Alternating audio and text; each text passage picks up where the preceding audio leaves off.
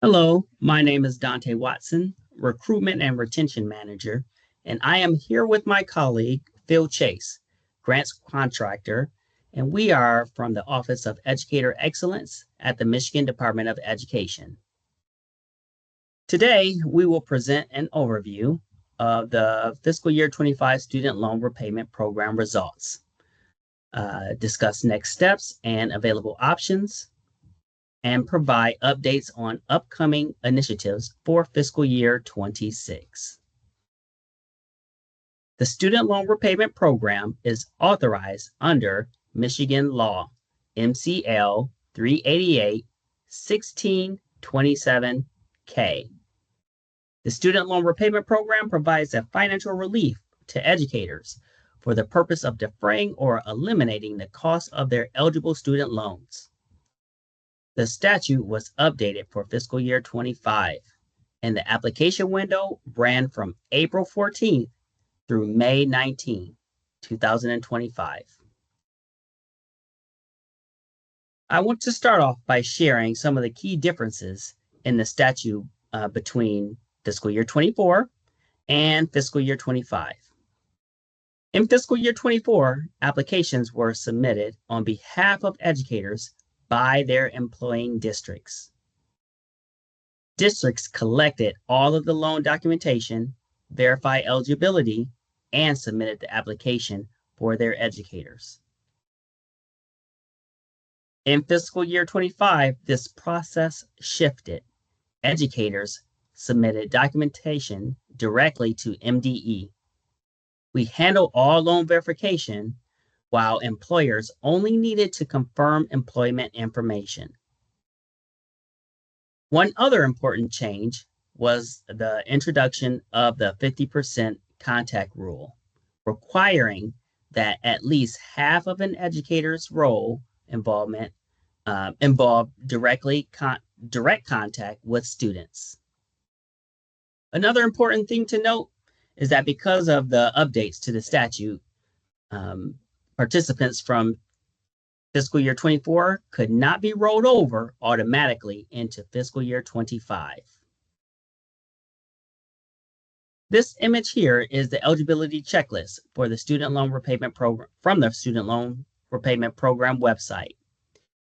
Employers checked the first two eligibility requirements in yellow, highlighted in yellow, and MDE checked the bottom three eligibility requirements, highlighted in blue. Both steps were required to verify eligibility. Okay, we received approximately 5,300 individual applications. Out of those, about 230 educators were approved through both verification steps. That's less than a 5% approval rate. Clearly, the interest was strong, but many applicants did not submit the required documentation to verify their eligibility for the program, resulting in a high number of denials. So as we began to notice these trends, we took time to carefully review and cross-check our findings.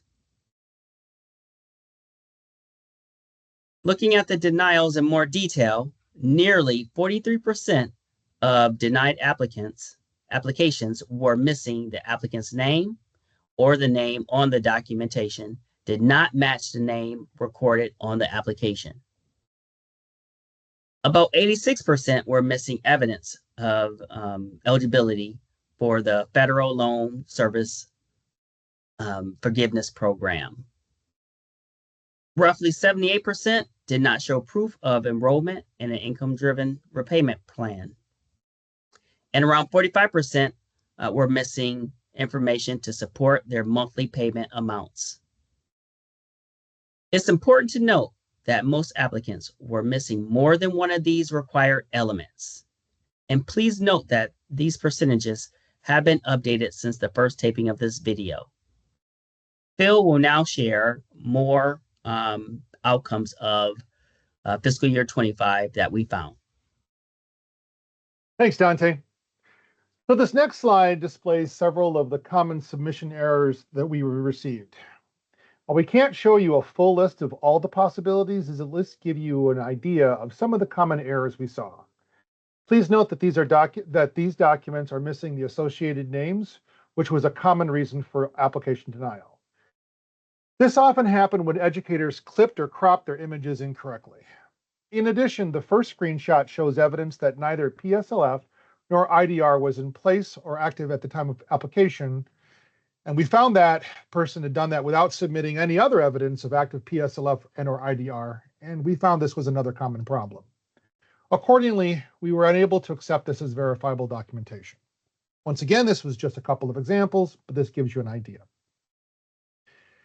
In short, many of the denials came down to a lack of proof of showing eligibility. So we saw that educators either didn't provide evidence of PSLF eligibility, didn't show proof of IDR enrollment, as we mentioned on the previous slide, or didn't include information about their monthly payments. Another frequent issue was that the educator did not provide loan documentation that included or matched the name on their application. We were going to boil it down to two big things. Those are the two big things. Now, a special understanding application denials webpage that helps educators understand the possible reasons for denials has been created. Educators can use this information and the instructional documents from FY25 that you see there pictured. Those are still available on the website. They can use that to compare what they uploaded to determine these reasons. Now, we understand that at this point, employees may not have, individual educators may not have the specific reasons for the application denials, and they will likely ask districts if they know. Note that since the districts are recipients of funds, only they can make an appeal, only they can make an appeal to a grant decision made by the MDE. So we recommend that you first encourage educators to review the possible reasons from that understanding application denials website and what they actually, go back to what they actually uploaded when they applied. This includes reviewing the instructional documents that they may not have used at the time of application. Then, if you and the employer still believe a review of their individual reasons for denial are needed for resolution, at your discretion, you can file an informal appeal on behalf of the employees you name on our appeal form.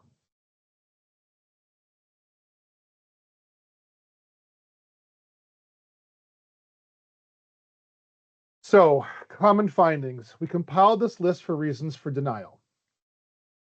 This is some of the same information that employees will see on the Understanding Application Denials webpage.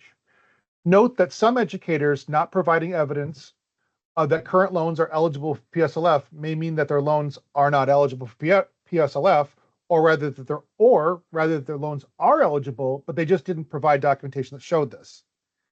As we mentioned in slide 8, instructional documents were provided to educators on the Student Loan Repayment Program website to assist them in making a successful application. One additional note, some employees wanted to email our team ahead of time to show us what documents they intended to upload. This is well-intentioned, but please reinforce educators that they should not send documents that have personally identifiable information, or PII, as this introduces a security risk. We included information on the website notifying applicants that they cannot send PII to us via email. Only the system was set up to securely accept PII. So now we got to look at what's ahead for FY25. The statute requires individual educators who are approved for the FY25 Student Loan Repayment Program to annually certify that they use the money for the purpose intended under the statute, and whether or not their payments change between the time of application and the end of the state of Michigan fiscal year, which is September 30, 2025. As we record this video, this link is currently available on the Student Loan Repayment Program webpage. A lot of folks have also asked us what's ahead for FY26, and we can share the following details. We only have loose dates for now, but as we get closer to them, we're going to post the actual window dates on the Student Loan Repayment Program website and likely publish an official MDE memo with these dates as well. We're targeting a late fall to winter 2025 opening for the application window, so we're trying to make that earlier.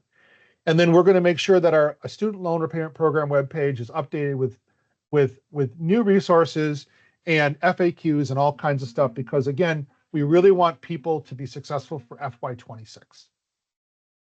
So speaking of helping you, how do we get people successful at FY26? Let's take a look at the different ways that you as a district administrator could support the effort for your educators to apply. Here's a list of suggestions to help your employees be more successful. You can read them here. One of them, I think I can just note is just make sure that they understand the kinds of documentation. We can't stress this enough. The kinds of documentation that are required for application, the instructional and documents on the website are their best source for that information. So I'll leave this slide up here for a quick minute so you can scan it. But again, our focus is on helping those employees that may have struggled with FY25 to be successful with FY26.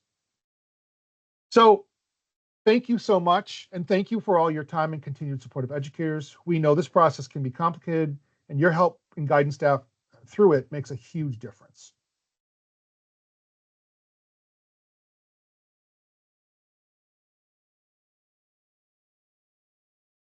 Okay. Good, satisfied.